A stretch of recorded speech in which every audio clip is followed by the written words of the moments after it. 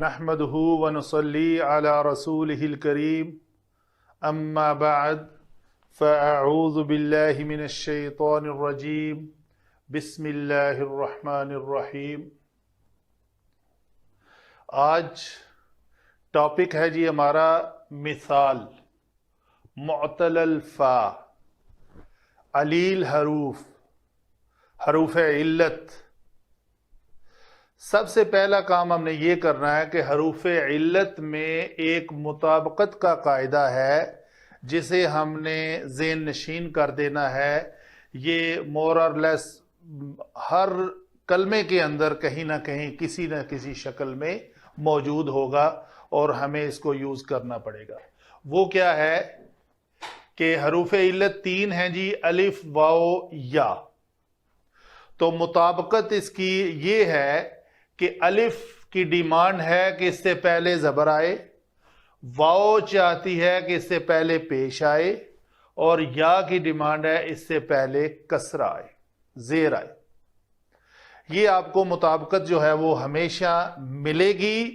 اگر یہ نہ ہو تو اس مطابقت کو ہمیں قائم کرنا پڑے گا، چاہے ہم کسی حرف کو ڈراپ کر لیں، کسی حرکت کو ختم کر دیں، کسی حرف کا ادغام کر دیں حرف کے اندر، یا کسی ماقبل حرف صحیح کی حرکت کو اس حرف علت کی وجہ سے چینج کر دیں، یہاں تک یہ ممکن ہے۔ نارملی قانون ہے کہ حرف صحیح کو نہیں چھوڑا جاتا، نہیں چھیڑا جاتا، اور اس کے بعد والے حرف علت کو ڈراپ کر دیا جاتا ہے، گرا دیا جاتا ہے، اس میں کوئی تبدیلی لا لی جاتی ہے، لیکن حرف صحیح کو نہیں۔ جب ناگزیر ہو جائے تو کہیں پہ اس ماقبل کی حرکت کو بھی، جو حرف صحیح ہے، اس کو بھی تبدیل کر لیا جاتا ہے۔ تو یہ آپ نے ایک قاعدہ یاد کر لینا ہے حروف علت، جس کو ہم بہت مشکل کہتے ہیں۔ اس کو آسان کرنے کے لیے یہ چھوٹے چھوٹے ٹولز ہیں جو آپ ایک بار ذہن نشین کر لیں گے تو آپ کو حروف علت والے کلمات کبھی بھی مشکل نہیں لگیں گے۔ تو پہلا قاعدہ یہ ہے کہ الف سے پہلے ہمیشہ زبر، واو سے پہلے پیش، یا سے پہلے زیر۔ یا زبر کے بعد الف آنا چاہیے، پیش والے حرف کے بعد واو ہونی چاہیے، زیر والے حرف کے بعد یا ہونی چاہیے۔ یہ نہیں ہو سکتا ادھر زیر ہے تو آگے الف آ جائے، زیر ہے تو آگے واو آ جائے، پڑھی نہیں جائے گی۔ یہ اگر میں آپ کو کہوں کہ یہ پڑھیں تو یہ با کر دیتے ہیں، بیو نہیں، عربی میں پڑھا نہیں جاتا۔ یا اس کا مطابقت کا قاعدہ کیا ہے؟ بو، بڑی آسانی سے پڑھا جا رہا ہے۔ اگر ہم کہتے ہیں اسی با کو ہی لے دیتے ہیں، با کے نیچے کسرہ ہے تو آگے الف، پڑھا ہی نہیں جا رہا۔ اس کو کیا پڑھیں؟ بیا نہیں، اس کو با زبر الف، با۔ اگر اس کو با پیش بو بھی کر دیں اور الف لے آئیں تو اس کو پڑھیں، نہیں پڑھا جا رہا۔ تو یہ ہے کہ مطابقت کے قاعدے کو آپ نے ہمیشہ یاد رکھنا ہے جی۔ یہ قانون حروف علت کے تعارف میں ہم نے جتنی بھی اقسام پڑھی ہیں حروف علت والے کلمات کی، وہ چاہے علیل حروف ہوں، چاہے محموز ہوں، چاہے مضاعف ہوں۔ تو علیل سے مراد حروف علت والے حروف، جس کو ہم نے مثال، اجوف اور ناقص جانا، اور اس کے بعد صحیح میں سے ہم نے تین اقسام جانی، سالم، محموز، مضاعف۔ محموز وہ کلمہ جس میں حمزہ آ جائے، حمزہ فا کلمہ کی جگہ پہ ہو، یا عین یا لام، اور مضاعف وہ کلمہ ہے جس میں ہم جنس حرف دو بار آ جائیں۔ تو باقی بچا سالم میں یہ سب نہ ہوں جن کا ذکر ہوا ہے، علت بھی نہ ہو، حمزہ بھی نہ ہو، اور دو ہم جنس حرف بھی نہ ہو، وہ سالم ہے، جیسے ضربا۔ اچھا جی، آگے چلتے ہیں۔ ان میں سے سب سے پہلے ہم نے لینا ہے معتل حروف کو، معتل میں سے معتل الفا، ترتیب سے ہم جائیں گے، معتل الفا کے بارے میں جتنے قواعد ہیں ان کو پڑھنے کے بعد معتل العین اور معتل اللام پڑھیں گے، جسے اجوف اور ناقص کہتے ہیں۔ تو کثرت سے دیکھیں، ایک بات یاد رکھیں، عربی گرامر میں ہر وقت ایکسیپشن کے چانس رہتے ہیں، مستثنا کہیں بھی آ سکتا ہے، کسی قانون کے اوپر دوسرا قانون امپلیمنٹ کبھی بھی ہو سکتا ہے، ٹھیک ہے، اس کو آپ نے ہمیشہ یاد رکھنا ہے۔ جی چلتے ہیں، پہلے ہم اس کے بارے میں بات کر لیتے ہیں کہ مثال ایک ایسا کلمہ ہوتا ہے جس میں فا کلمہ کی جگہ پر حرف علت چاہے واو آ جائے چاہے یا آ جائے۔ تو آج ہم بات کر رہے ہیں کہ جب فا کلمہ میں حرف علت واو آ جائے تو اسے مثال کہتے ہیں۔ اسم کی شکل، فعل کی شکل میں ایک کلمہ میں نے واصلہ لکھا اور اسم کی شکل میں ایک وردن لکھا، پھول جسے کہتے ہیں، پھول پیش کرنا۔ جی جنرلی باب کا نام ہے ضرب یضرب، حسب یحسب اور فتح یفتح۔ اس میں فعل مضارع میں واو گر جاتی ہے۔ اگر باب سمع اور کرم یکرم ہو تو فعل مضارع میں واو برقرار رہتی ہے۔ ایکسیپشن پھر بھی ہے کہ کہیں برقرار نہیں ہوگی۔ نون نصر ینصر سے مثال کے کلمات آتے ہی نہیں، کہیں کوئی آ گیا تو پھر دیکھیں گے۔ یہ تو بات کلیئر ہوئی یہاں پہ۔ ابھی ہم ایک جنرل قاعدہ پڑھتے ہیں جو قاعدہ نمبر 1 ہے مثال کے قواعد میں۔ وہ کیا ہے جی؟ جو واو علامت مضارع مفتوح اور کسرہ عین کے درمیان واقع ہو، اس کی مثال لے لیتے ہیں جی۔ معروف مثال میں لیتا ہوں، کون سی؟ جو سورہ اخلاص میں یوز ہوتی ہے، وہ ہے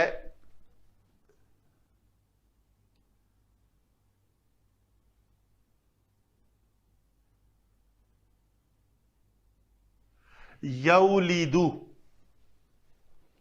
کنڈیشن دیکھیں جی، میں ایرو دیتا ہوں کنڈیشن کو، ایرو یہ اور ایرو دو۔ یا علامت مضارع ہے، اس کا ماضی تھا والدہ۔ والدہ کو مضارع بنانے کے لیے اس میں علامت مضارع ایڈ کی یا، اور وہ مفتوح ہے، تو یہ بنا ضرب یضرب کے وزن پر یہ باب ہے جو داد، تو اس سے بتایا ہم نے یولیدو۔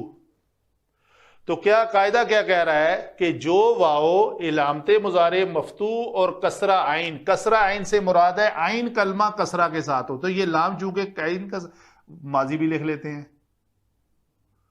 والدہ، تو یہ لام جو ہے وہ عین کلمہ ہے، عین کلمہ مکسور ہے، یہ ہے کسرہ عین کا مطلب۔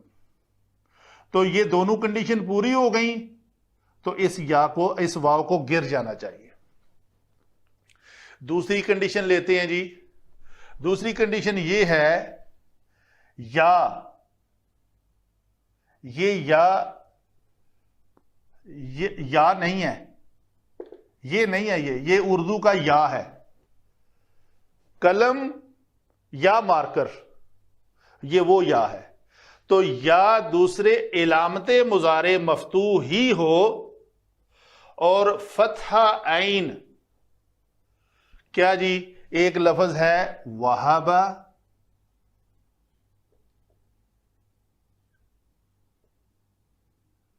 یوہبو۔ میں اپنی حد سے باہر نکل گیا ہوں، یہ شاید نہ آئے تو ہم اس کو یہاں پہ لکھ لیتے ہیں یوہبو۔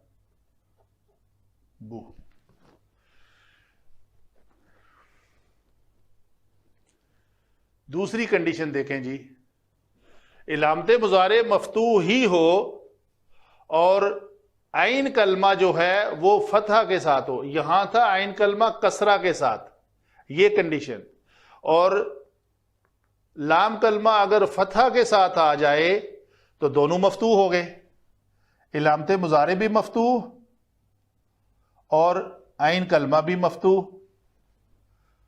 تو پھر ایک کنڈیشن ہے، اسی کے ساتھ یہ بھی میں لکھتا ہوں، علامت مضارع بھی مفتوح اور لام کلمہ بھی مفتوح. یہ تو آپ دیکھ رہے ہیں کہ یہ جو لفظ ہے یوہبو، یہ بن گیا یہبو. چلو ایسے کر لیتے ہیں.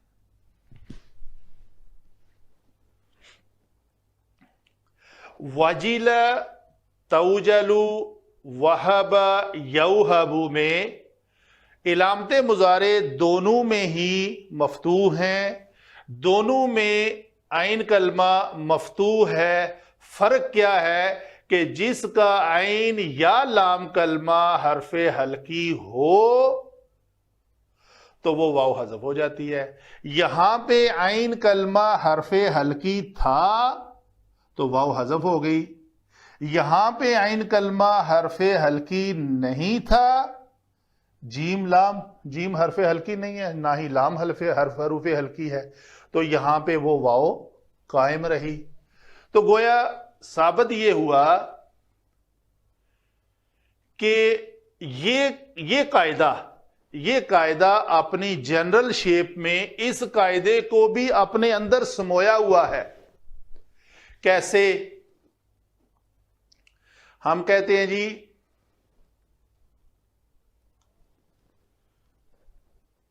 سین اور کاف میں واو برقرار رہتی ہے، وجل توجلو ہے تو باب سین سے ہی اور برقرار ہی رہی. تو چونکہ ہمیں ہر باب کا اندازہ نہیں ہوتا کہ یہ ہر لفظ کا اندازہ، ہر کلمے کا اندازہ نہیں ہوتا کہ یہ کون سے باب سے آ رہا ہے، تو یہ پہچاننا آسان ہے. حروف حلقی حمزہ ہا عین ہا غین خا، تو اگر حروف حلقی ہے لام یا عین کلمہ تو اس میں واو جو ہے وہ حذف ہو جائے گی، حروف حلقی نہیں ہے تو حذف نہیں ہوگی. جی آگے چلتے ہیں. جی ایک لفظ میں اور لیتا ہوں یہاں پہ ہی، چونکہ سین اور کاف کی بات ہو رہی ہے، باب سامع یسمعو اور باب کرما یکرمو کی بات ہو رہی ہے، تو ہم ایک لفظ لیتے ہیں وسوما، باب کارما سے لے رہا ہوں میں، کاروما، وسوما